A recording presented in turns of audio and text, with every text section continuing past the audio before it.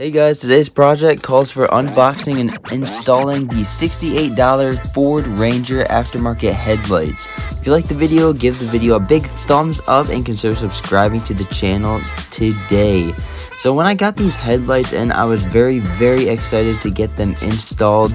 The removal of the old headlights was very easy. There's just these two levers that you pull up on the backside of the headlight, and then you wiggle the headlights out, and then the side markers are held in by 7/32 bolts.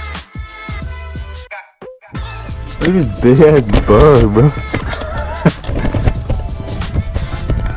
Oh no! Crazy. What the heck is that? Is that a bug? Is That's it really a bug, bro. Its wings and shit scorched. Oh, there's some more big ones.